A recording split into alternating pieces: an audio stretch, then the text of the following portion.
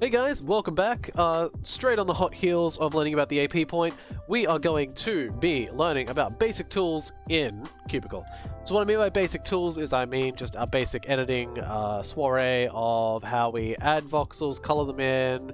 You know, there's a paint bucket, there's selection tools that are really helpful when using those other tools combined, and we're just going to basically learn about all those today. And I'm also going to be teaching you about saving your project, which is extremely useful, and you should be saving your project every so often. Qubicle isn't perfect. Sometimes it does have a hiccup, and it has crashed on me a few times. Luckily, by saving every now and then, I didn't lose too much work, and it's only done this probably about 3 times over the course of years. So it's just better to be safe than sorry. At least, you know, in the big picture of things. So yeah, let's learn about some tools. And let's experiment on our little buddy here. So, let's start off with the important stuff first. So as you learned in the previous video, we have our slice tool, which we can use to sort of see layers. It's extremely important. Use this to slide it, and you can do, you know, just forward and back. You can do up and down. You can change the camera angle, obviously, and just really helpful. This is really useful for when you have the rectangular select tool, so you can, you know, choose your blocks really well. In this 2D sort of form, the select tool turns into just you know, a 2D flat selection tool. And what's really useful about this, you can drag and, you know, select a whole sort of soiree of blocks. But what's really useful is you can hit this AP block that is hidden inside, turn off the slice mode after selecting it, and it's still selected. As you can see by that little ghost orange outline, it shows that it is selected.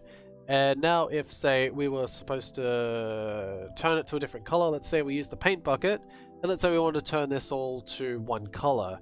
Let's go with blue, and we were just going to color the entire thing. Remember in that previous video how I said, oh, you know, don't touch the AP point. The AP point will be absolutely, you know, messed up. You know, if you did that without selecting the AP point, it would be. You would absolutely destroy your model. But if we go into our slice tool, it's still there. It's fine. It's because we selected it with the selection tool, and that basically made it so that no changes will occur to that block. Just be careful to press backspace or you will delete that block while it's selected, but while it's selected, any other tool use on it will pretty much be negated, which is quite helpful for when you're doing these you know, paint bucket drags. So let's just get rid of the paint bucket change, and let's unselect our block by just going to this rectangular selection tool and just clicking anywhere that's not, you know, a voxel. Just unselects everything. And then moving on just to the right, there's an eyedropper. If you've ever used a sort of image software before, you'll know what an eyedropper is. You just select it, and there's shortcuts for all of these that you can go through. So move tool is V, rectangular select tool is M, and the eyedropper is I.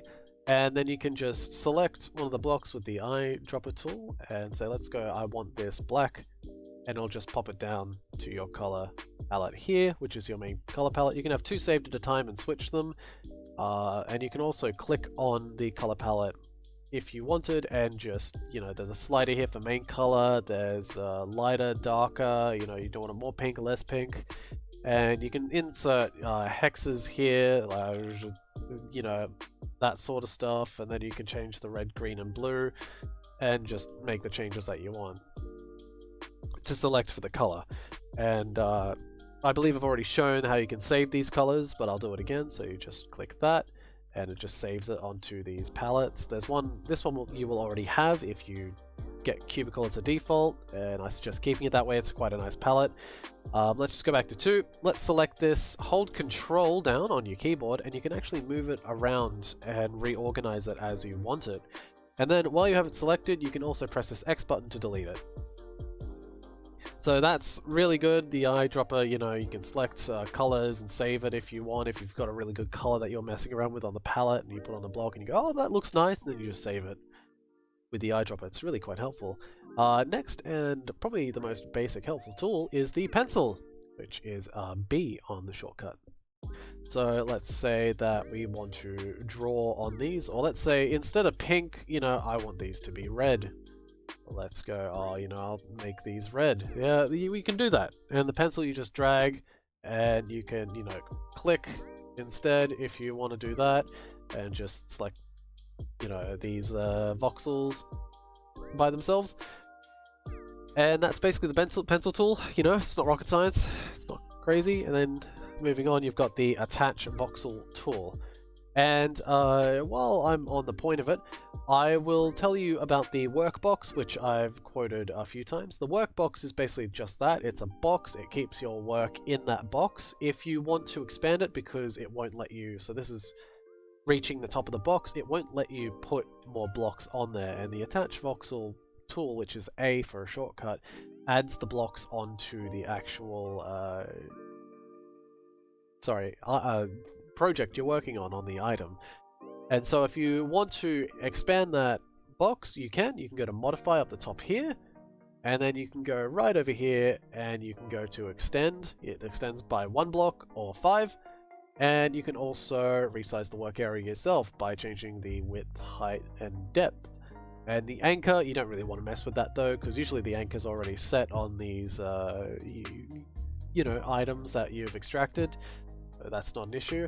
And then there's also the optimize button, which basically takes the closest outside rim of anything that, you know, is in the workbox and just optimizes it so that it's, you know, touching those. So that's, you know, those are really useful, especially when you just want to organize a certain size of something and you just want to stay inside those boundaries. It's quite useful. So back to the usual stuff. Next on is the erase tool, which is E on the shortcut. Pretty self-explanatory if you didn't guess already. It erases blocks. And you can, you know, erase anything you want to and make those changes. And yeah, it's, you know, again, not rocket science. It's pretty easy to catch on. Then we have I've never used the paint tool. I usually just use the paint bucket tool. The paint bucket tool, which is really, really quite useful. So what this does is any block you want to select, and any touching block that actually is, you know, next to that of the same color. So let's say this is all pink and this is all touching, and we want it to be the red from before. We can select the paint bucket, which is G shortcut, and just click on this pink and click on this pink, and it'll turn red. Because it was the same colored pink, it just went all, you know, to the red color that we decided to paint over. So let's say we don't have this touching and we want to, okay, let's say we've got a lot of this blue through this one item and we don't want to waste time, you know, going to all that and clicking on the paint bucket to sort of get all these together. What we can do is we can go to the paint bucket, we can turn off this contiguous setting right here, and it'll turn every block of that same color that you select, as you just saw, to red. That wasn't touching, but it turned it to red anyway, because it was the same color block as this. And you can just do that if you want to save time. You can turn it back on and, you know, have it so it's only touching again. It's quite useful stuff. And there's also a few others, but I don't really use this too much since we're just modding already existing costumes. So let's just modify and extend units.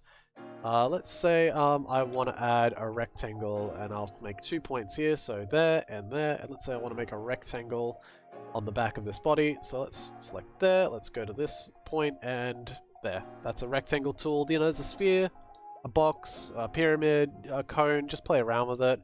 Extrude tool, it basically just extends something that you want to, so let's just use that. So let's select the box, rectangle we just made, and let's just grab this blue side here and just extend it. And then we just click off it with the, oops, sorry, no, my mistake on that front. Let's just redo that. It's Control Z to undo, by the way, so that's quite helpful as well when you make mistakes just like that. So let's go back to the extrude tool. Select these, drag this, And as you can see, it doesn't have the wireframe. That means it's just not, you know, accepting that it's actually a thing yet. Let's just press enter, and there we go. You can, you know, pull stuff, make stuff, extrude stuff. That's basically the reasoning for it.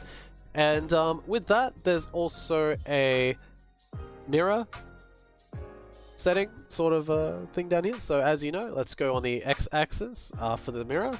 And basically what this does is anything we do to one side, it'll copy to the other. So let's say I want to make this block blue, and it'll do it for the other side, as it's splitting straight down the middle on that x-axis. And X is probably the one you'll use the most. So if I want to make, if I make a design on like one side, it'll make a design on the other side. It's very useful, and if you know, if you want to do the middle block, it's the middle block. If that if that's an issue. But yeah, it's the one block, so it won't copy it. But that's pretty much all the basic tools that we'll be using in this software. And absolutely, the save function will be next. So let's just go on to that. So we go to File. There's a big save button here. Let's just click that. Since we haven't saved it before, we will have to create a new one. So let's go to Costumes. Let's make a Neon Ninja. I've made my own file system for just sorting this stuff in the Qubicle file, which is in your Documents folder. You can do the same thing. You can do it how you want. This is just how I do it. So let's go Neon Ninja. Let's make a tutorial file. And let's just save it as that. Wait, did I make that my mistake? Oh no, that's what I want to do. Sorry. Tutorial file, yep, let's open that, and then go, instead of a new model, it is the tutorial file. And let's save that. So that's saved. So that's our QBCL file that we were discussing. That's how you create and save those. You can go to File, you know, you can save as if you want to save it as a different thing, and if you make a change, you know, like that, you can go to File and you can go to Save, or there's the shortcut there, which is just like that.